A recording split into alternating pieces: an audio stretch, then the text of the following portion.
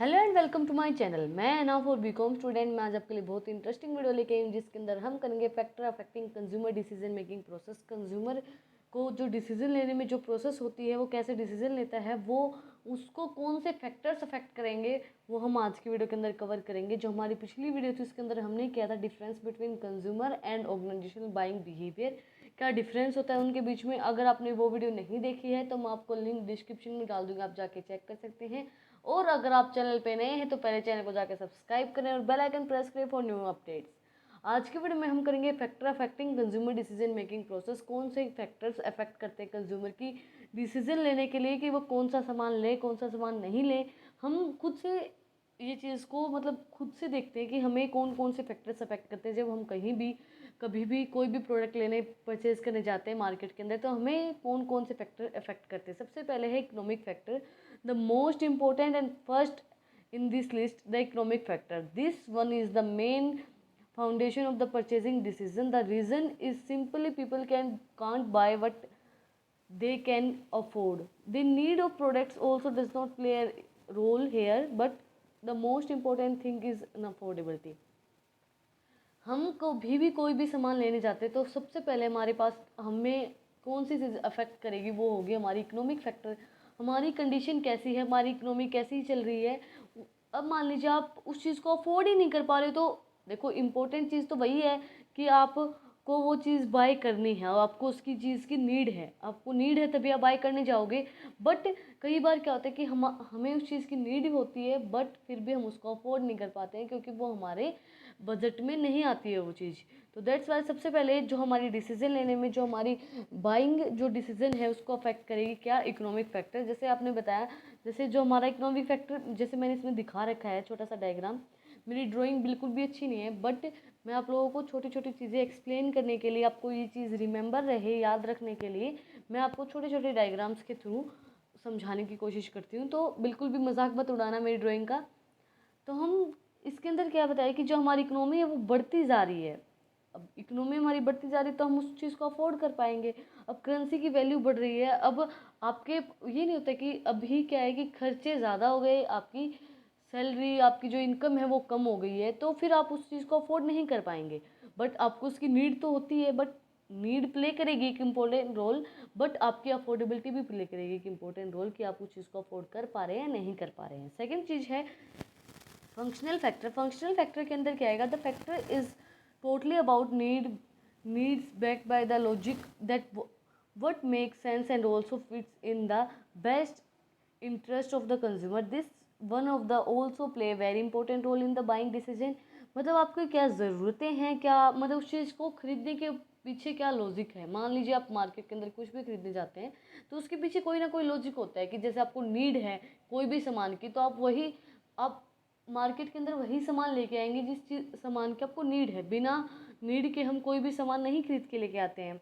इसके बाद हमारा थर्ड पॉइंट है marketing mix factor. Marketing mix क्या होती है, इसके अंदर चार चीज़ें, चार कंपोनेंट्स इंक्लूड होते हैं: product, pricing, promotion and place. There are the four components in the marketing mix: product, pricing, promotion and place in distribution and each of these में इसको थोड़ा और डायग्रामेटिक वे में आपको समझाने की कोशिश करती हूँ।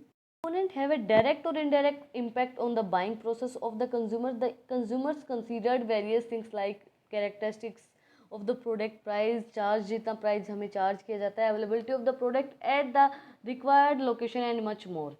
कंज्यूमर क्या देखता है, एक तो हमें वो प्रोडक्ट कैसा है, उसकी प्रोडक्ट की कैरेक्टरिस्टिक्स कैसी हैं। जैसे मान लीजिए हम कोई भी सामान खरीदने जाते हैं तो सबसे पहले हम उसकी प्रोडक्ट की कैरेक्टरिस्टिक्स देखेंगे, उसकी फ़ीचर्स क्या क्या हैं कि आपको इसके अंदर क्या क्या फ़ीचर्स मिल रही हैं। उसके बाद हम देखेंगे कि उसका प्राइस कितना चार्ज किया जा रहा है।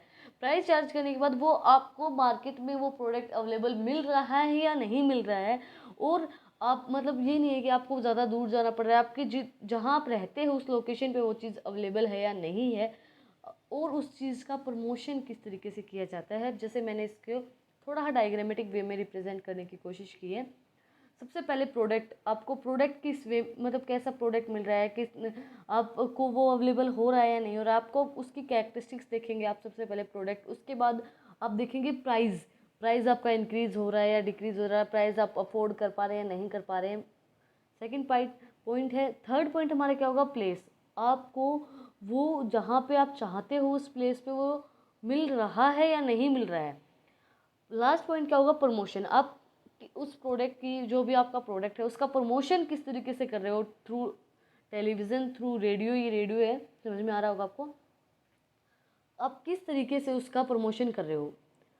प्लीज़ मेरी ड्राइंग का कोई भी मजाक नहीं उड़ाएगा, क्योंकि मेरी ड्राइंग ज़्यादा अच्छी नहीं है, फिर भी मैंने आपको मतलब देखो अभी पर जब भी आप मार्केटिंग मिक्स आपको 12th के अंदर भी आया होगा, आपने 12th के अंदर पढ़ा होगा बिजनेस के अंदर। मार्केटिंग मिक्स हमें हमें जो हमारी वो आती है ना, मार्केटिंग एक सब्जेक्ट आता है बीकॉम के अंदर फर्स्ट सेमेस्टर के अंदर, उसके अंदर भी हमने मार्केटिंग मिक्स पढ़ा होगा।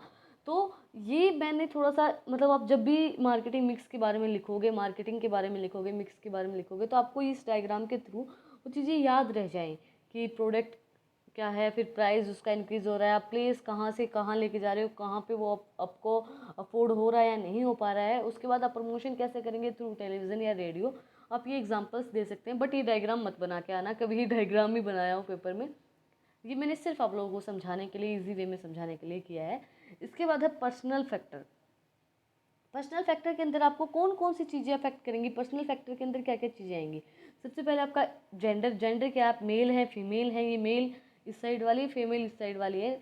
जो आपके लेफ्ट हैंड साइड है वो मेल है, इस साइड वाली इस साइड वाला फीमेल है, तो मजाक कोई नहीं उड़ाएगा। इसके बाद आपकी एज, ये छोटा सा बच्चा बनाया मैंने, आपकी एज मैटर करती है कि आप, जैसे आपकी एज के अकॉर्डिंग आपकी चॉइस चेंज होती रहती है। अभी जो नई जनरेशन के बच्चे हैं उनकी चॉइस अलग होगी, जो ओल्ड जनरेशन के हैं लोग उनकी चॉइस अलग होगी, जो मिडिल जनरेशन में है उनकी चॉइस अलग होगी। उसके बाद आपका ऑक्यूपेशन, ये डॉक्टर है साइड में, फिर ये इंजीनियर है, नहीं ये पायलट है, और फिर ये जो लेडीज़ है ये टीचर है, मॉडर्न टीचर है ये। और मतलब ये ऑक्यूपेशन मैंने आपको दिखाया है मेरी।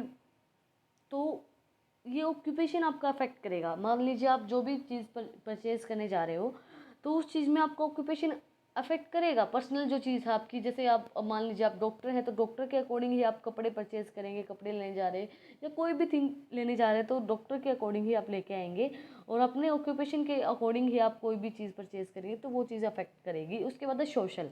सोशल के अंदर मैंने हैंड्स बनाए हैं कि आप मतलब किन लोगों से जुड़े हुए हैं, सोशल जो आपके जो फैक्टर्स हैं वो सब चीज़ें इस चीज़ को अफेक्ट करेंगी, आपके डिसीजन लेने में अफेक्ट करेंगी।